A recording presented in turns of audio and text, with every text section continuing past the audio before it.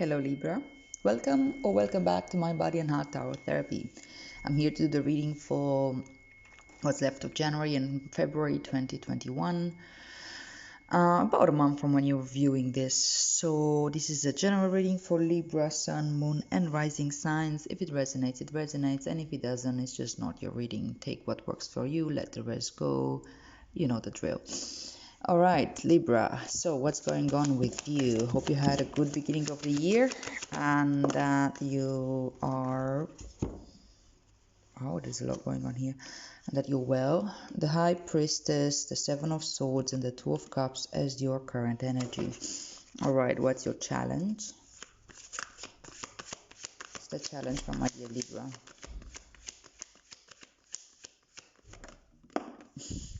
Okay, the Ace of Cups as challenge. What is the advice for Libra? Four of Swords. What's the future energy? What's this building up towards?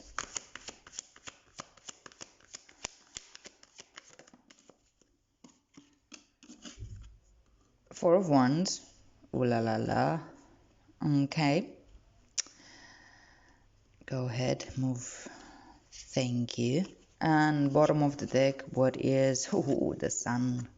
Look at that, Libra. Look at that. That's really good. I mean, there's not much about good and bad in tarot, actually. I'm sure you know that already. But it seems to be like an interesting time for you. Alrighty, let's clarify the cards before going into this reading. Where's this pile here as current energy? More cards. I'm like, come on, Libra. Okay, Two of Cups and the Lovers. The Chariot. The Two of Cups again. The Ace of Pentacles and the Four of Pentacles. This is a reading in its own. Just the current energy. My goodness, Libra. It's a lot. Okay, let's see. Let's see what we can do with it. Why is the Ace of Cups a challenge?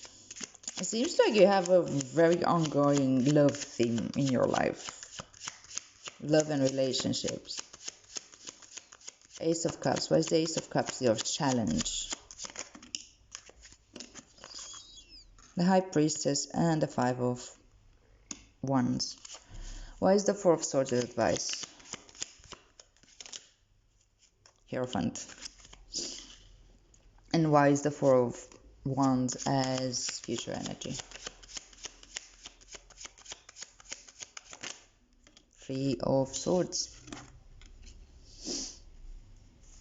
And bottom of the deck you have the Mother of Cups with the Sun as underlying energy and the theme of your reading. Okay, I'll take a moment to just take this in a little bit.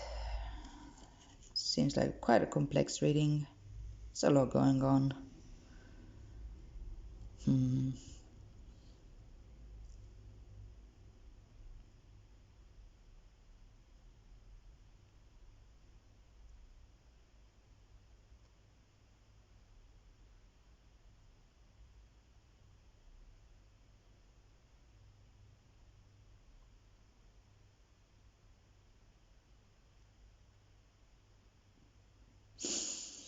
Okay, so let's start with the theme of the reading, the Sun and the Mother of Cups. I think you've been doing a lot of inner child work, and you've been going in and started revealing all kinds of things within, understanding maybe why you felt the way you felt for a long time in certain situations, why you showed up the way you showed up in relationships. Really getting to the bottom of things within yourself. Like the Sun talks about revealing, about seeing things that were hidden. The Sun also talks about like vulnerability and opening up towards these things, and feeling safe to encourage the parts of your psyche that were maybe hidden to come to light and enjoy life, and bring awareness into places where fear used to live and understand that there's really some of those fears were obsolete, or you built them up to be bigger than they were meant to. And with the Mother of Cups here, this is a very nurturing energy.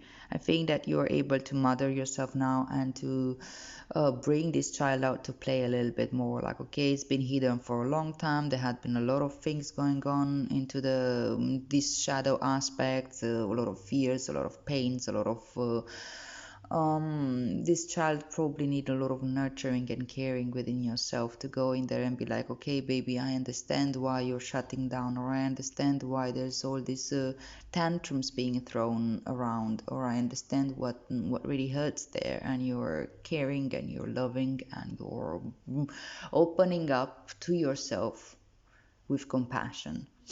This is how the inner work needs to be done. Actually, it's not about calling ourselves out on our bullshit, or about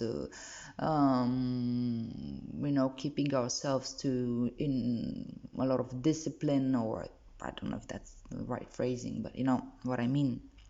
It's about being able to really, really be compassionate with ourselves. And as we become compassionate with ourselves, we understand we can cultivate compassion with the world outside of self, because we realize that we're all going through the same shit, the same story. It's really the same story. Okay, it has very different ways that it applies, but it's the same thing over and over and over again. Our fears about our inadequacy and how we may be falling short, and all these create much bigger monsters. Lack of love, lack of compassion creates the monsters within and outside.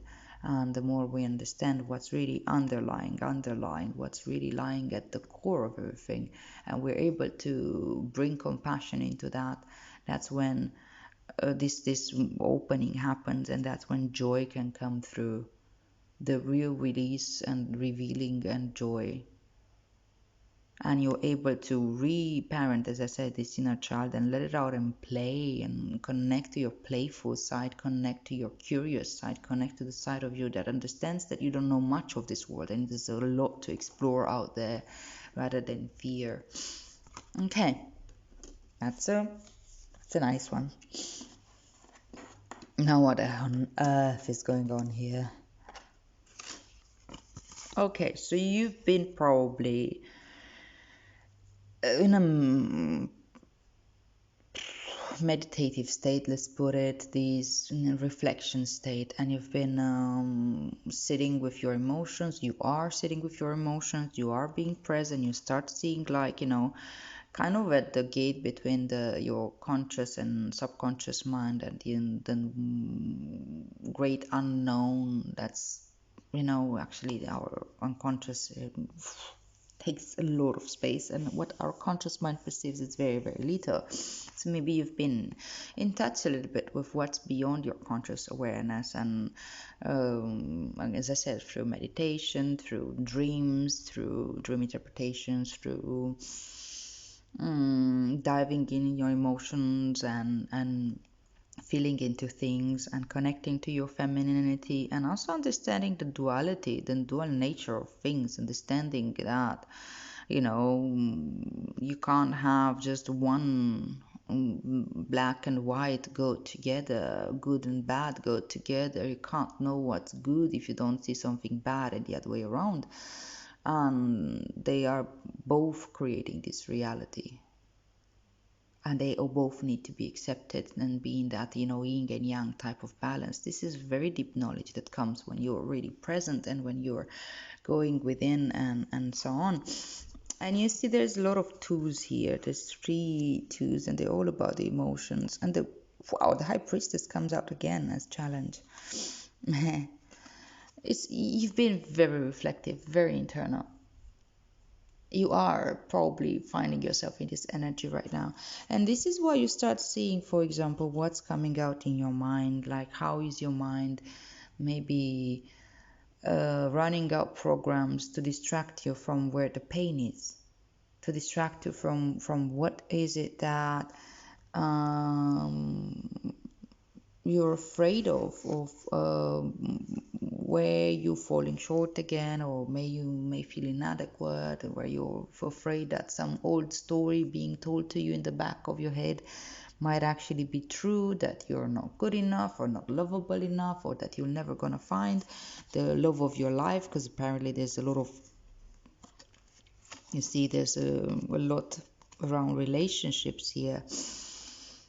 Maybe you are in a relationship and you are really reflecting on what's going on in that relationship, or maybe you are reflecting on past relationships and what had been going on in there, why you showed up the way you showed up, why certain things happened, where is the wound, what needs nurturing, what needs care, how can you move forward from that, what have you learned from that experience, how can you find an opportunity in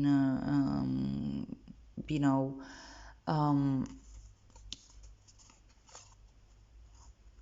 seeing the stories being told around yourself and about relationships and about what love means to you. What is love supposed to look like? How do you feel love? How have you been loved in your life? What's your experience of love?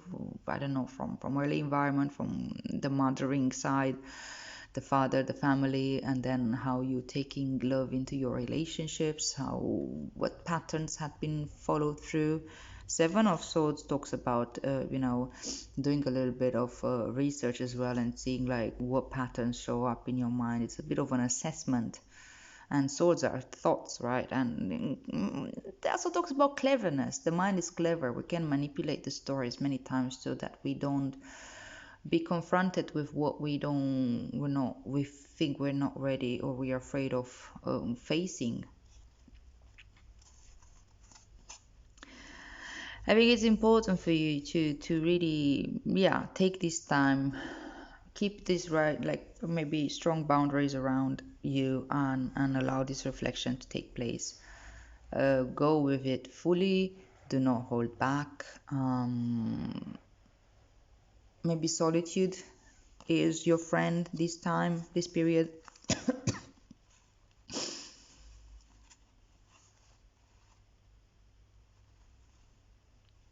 I think you're learning a lot about how to move forward from your emotional experience in past relationships, and how to apply this further into possible new relationships, whether they are already happening in your life or those to come.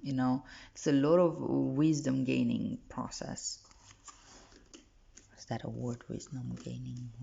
Well, sure, it makes sense to you somehow, hopefully. Alrighty, so yeah, challenging seems to be the Ace of Cups, the High Priestess, and the Five of Wands. So even though you are in this reflective state, it's not necessarily very easy. Yeah. Sorry about that.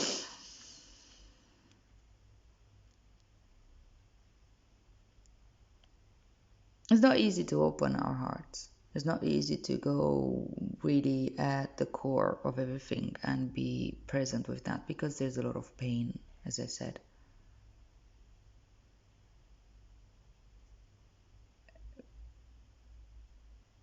The pain can come up in many ways.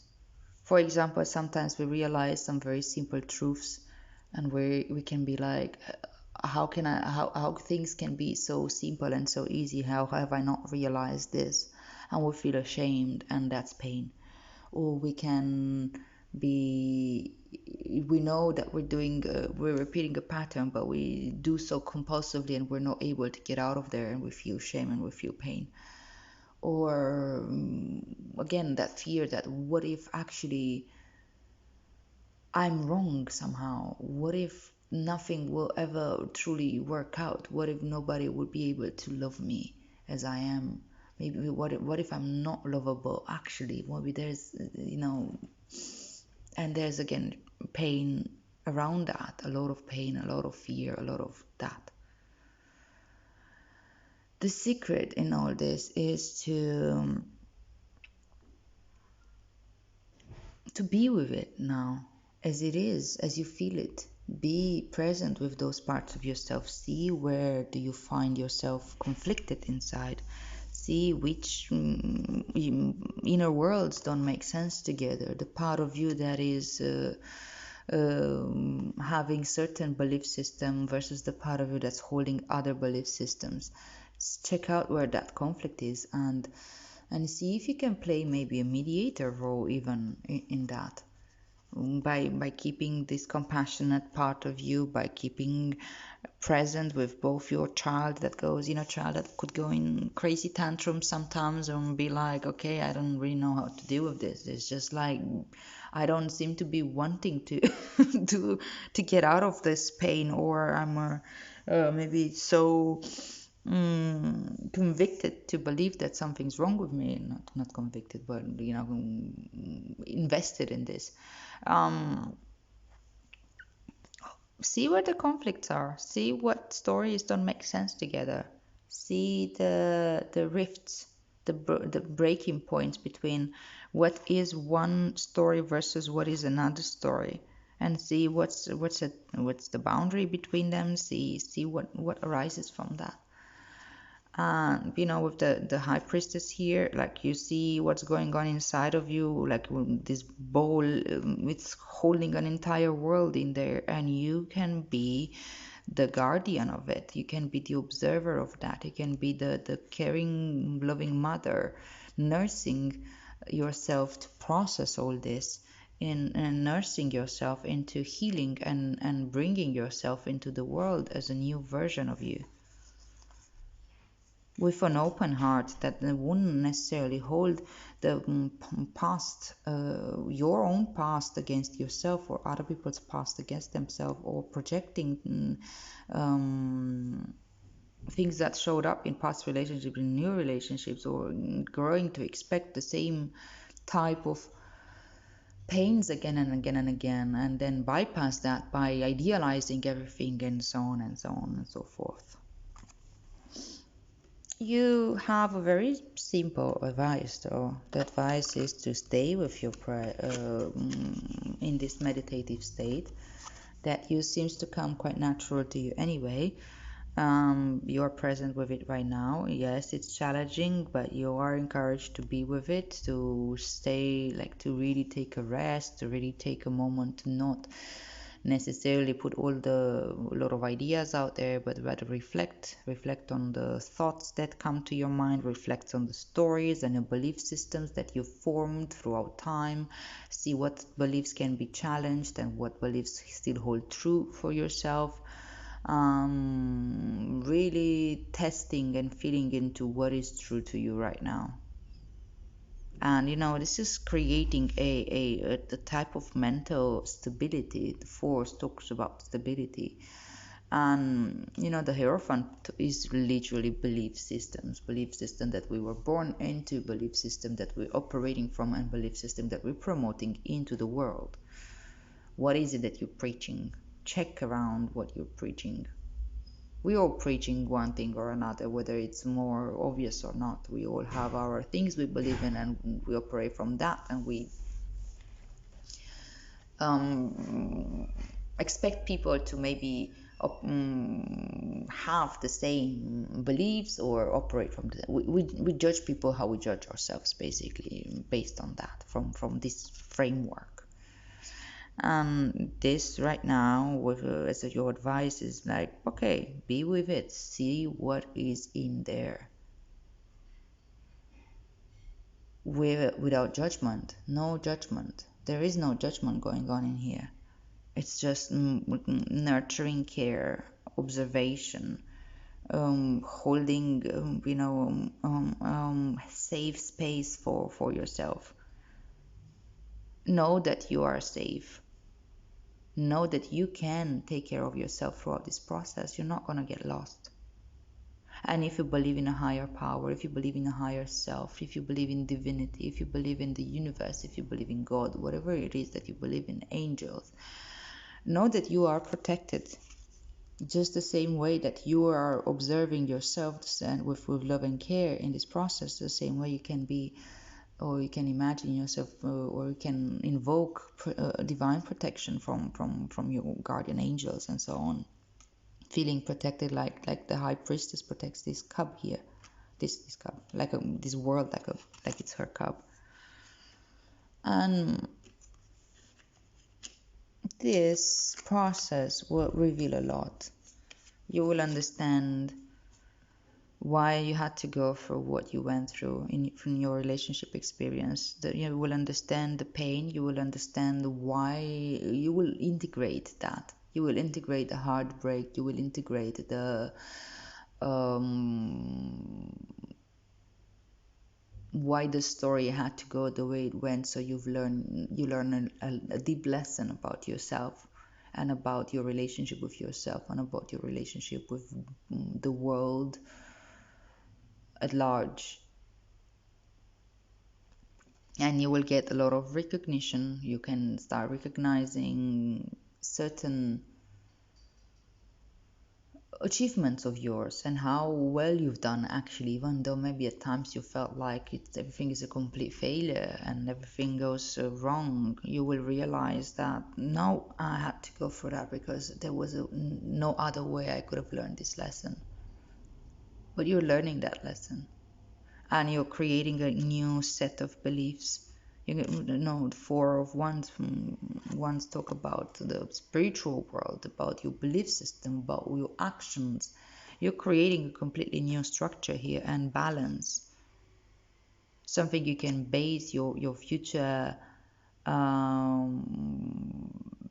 cycle and new world on, like your own new world that you're creating here. The threes talk about resolution and a growth and integration. And three acts actually an energy of the mind, and swords are also of the mind. So actually now you will simply integrate why the lower emotions into your bigger self and understand again what they've been informing you of, why you had to go through that, rewrite the story and understand everything. Actually, it's quite a lot, and it's beautiful integration. It's beautiful integration because this enables you then to go forward in again, you see there's a couple here, into relationships in a new way, whilst you integrated your past hurts rather than project them on the next person, you know, with a real balance between giving and taking, between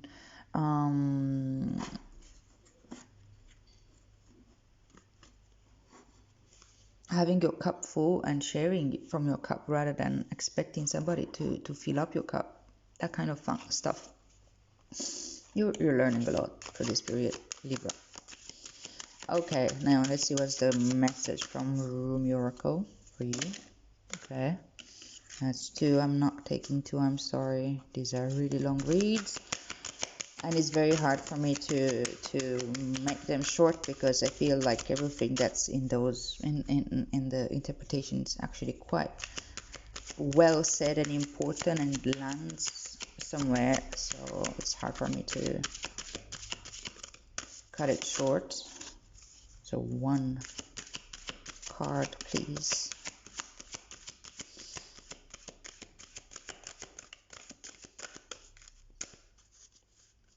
For Libra. What's the message for Libra? The courage of your love. Look at that. Maybe take in the imagery for a moment. There you go. It's number 38. These cards are just gorgeous. Okay, I'm gonna read for you. Number 38. Where are we? Okay, found it. Of course, it's a long read. So the poem from Rumi says, love is without reason. Rationality is like a cane. Judgment needs a cane because it is blind. When love arrives, thought dies in its shadow. Love is the sunrise, while thought is only a flashing light. Rumi. There is a Sufi story about a mother with her breast leaking milk. She loses her child, and once she finds him again, instantly lets him suckle for as long as he needs. A Sufi master nearby says to his students, "Do you think she should throw her baby into the fire?" And all the students all say, "No, of course not." And the master replies, "Allah loves his children more than she, with enough tenderness to throw them into the fire." So it is with love. At first, as a young heart, you want only comfort for your beloved. You cannot bear the thought of pain within them, even for a moment. Your own suffering is easier than bearing the suffering of your beloved. That young heart grows wise through experience. It becomes an elder, an ancient heart tempered by grace and rendered strong with compassion. This is the great heart that can hold the suffering of the world within it, and yet still find space for peace, for sweetness, for tenderness, and for rapture. This is the heart that shines with courageous love.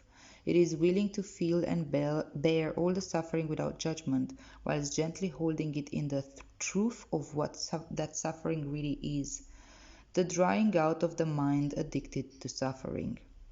This drying out is necessary so that love can ignite itself and transform dead wood into living fire. The drying out is a challenging and enduring process. The path of freeing the heart from the effects of a fearful mind is an initiation to great power. So many lapses will happen before the heart grows strong enough to overpower old patterns and surrender without condition or equivocation. When it is ready to surrender in such a way, the heart is free and allowed to simply be. Even the mind, then, finally freed from the shackles and joyfully submitted to love, declares, "Let love be in whatever way it shall be. I can bear it. I shall take refuge in it. I shall not turn away from it. I am that love." You are an ancient one with a heart older than the mountains. You are being asked to free yourself from the too small loves of the youthful heart and come to understand and accept the wisdom of your nature. Oh, sorry. To come to understand and accept the wisdom of your mature heart. Your mature heart is not cursed with hardness or detachment, but with compassion and tenacious devotion to the cause that is most real and matters most, the quest for life of the human soul. Your ancient heart loves the soul and will roar like the lion of love at the wolves that would casually devour it. So trust in the courage of your heart. You are not cruel, you are not hard, you are not careless, you are passion personified. You are the lion of love. So allow yourself to be the lion, not the lamb. Stand true in your own heart. Cause trouble, make noise, be proud, and be mighty. Then rest. After all that savage divinity, rest and restore, for day after day you shall claim your holy lands and refuse to give them up to less noble creatures.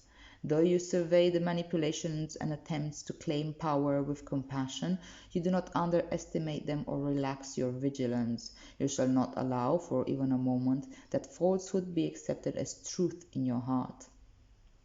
This oracle comes with particular guidance for you. You are not to give in to less than you are worth, or to the shaming stories of others, of our culture that would cast your regaline nature into falsehood of beliefs that you have no choice or power. You are not to give in to the idea that you are a victim and cannot free yourself from your suffering, or that you are less than any other. These are lies. These are petty deceptions so unworthy of you. Do not believe them. Roar at them until the weak glue holding them together melts under the fire of your holy breath, and they lie dismembered and powerless at your feet. Then intend that those bits and pieces in decay are lovingly returned to the Earth Mother, through whom they can be used to fertilize new life. This oracle comes with another message for you. You have a challenge before you, or what you are moving through now, but you have what is necessary to succeed and overcome it. No matter how long it has endured, or how big you have built that challenge up to be in your mind, no matter how unsolvable the issue appears to be, there is and shall be a victory behind it, and it is imminent. This oracle has come to you to let you know that you are empowered to succeed, you have what is required within to do so, and that the time for your victory is drawing near. So do not give up. Instead, do the sacred honoring ritual as needed, and when you feel so inclined, open your mouth and roar love from the very depths of your being. Create a sound of truth for yourself. In that sound, you will hear the mightiest one of all roaring along with you, saying, "Yes, love, I am with you, and together we climb divine victory." So we roar. How we roar. Alright, so the sacred honoring ritual goes like this. If you feel the call to do it, go for it. If not, just please let it go. So say aloud, I call on Rumi, Lion of Love, and my own wise higher self. I now choose to assert the dignity of my soul and the power of my heart. I release all lesser bonds based in fear and deception. This also talks about fear and deception. I no longer need to hold on to this. I am ready for truth, and with unconditional love, I am supported, protected, and guided on my path to victory. Held in guardianship by the unending power of love. So be it. If you feel the need to get down on all your fours and roar for a bit, do it with relish. Then you have finished your honoring ritual. All right, my dear Libra, this is really, really a beautiful process, and I think that you you are very well guided, and your inner wisdom will come through and reveal so much to you, so you don't believe these deceptive stories about yourself and about the world and about how you should be and how you should come out. Have a lovely, lovely process, Libra. I hope this makes sense to you. If you resonate with this, please like, share, subscribe, comment, get involved so this channel can grow and, yeah, reach more people in need of these messages. Have a lovely process. May our practice benefit all beings, and see you here next month.